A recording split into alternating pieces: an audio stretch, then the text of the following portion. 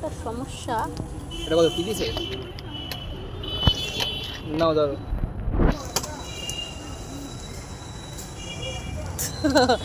ভালোই, এই জন্য তুই বেরাস না রে।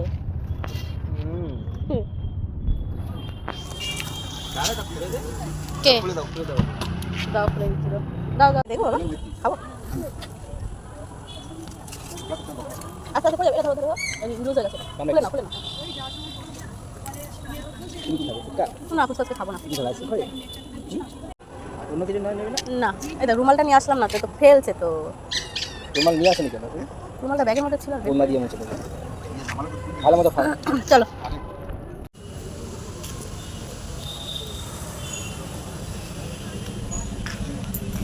চলো চলো চলো, বসবে? বসো বসো, খেয়ে নি। এখানে আমি একটা স্টল দেবো। ভেজা তো সিটগুলো। তবে তো ওই দিকের সিটে বসেছিল লোকগুলো। দেখো জায়গাটা দেখে মনে হচ্ছে না কোনো একটা হাইফাই, কোনো একটা ভীষণ সুন্দর জায়গায় চলে এসেছি। আর জায়গাটা অবশ্যই সুন্দর, কিন্তু হাইফাই জায়গা নয়। এটা হচ্ছে লালকা মাঠের সামনেই। তোমরা যদি বিকালবেলা যাও তাহলে এরকম একটা সুন্দর একটা পরিবেশ দেখতে পাবে, যেখানে সব রকমের খাবার দাবারও পাওয়া যায়। হ্যাঁ, আগে আমি জানতাম যে এই জায়গাটা এরকম সুন্দর করেছে, কিন্তু কোনোদিন আসা হয়নি। তো আজকে সুযোগ পেয়েছি, তো আজকে এসে দেখছি সত্যিই ভালো লাগছে। ভালো লাগার মতো একটা জায়গা, পরিবেশ ওরা তৈরি করেছে। খাওয়াবে আমাকে, ওই এরকমই ব্লগ করে। কি হয়েছে ব্লক না করার? এই জন্য তো খুলেছি, অনেক দিন পরে আবার ইচ্ছেটা জেগে উঠেছি সায়ককে দেখে। যে সাহেব ওই মানে ইউটিউবার একজন, ও আর্টিস্টও।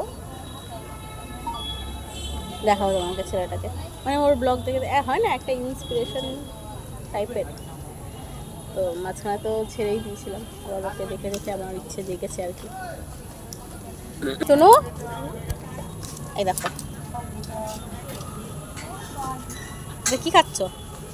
তুমি কি খাচ্ছ?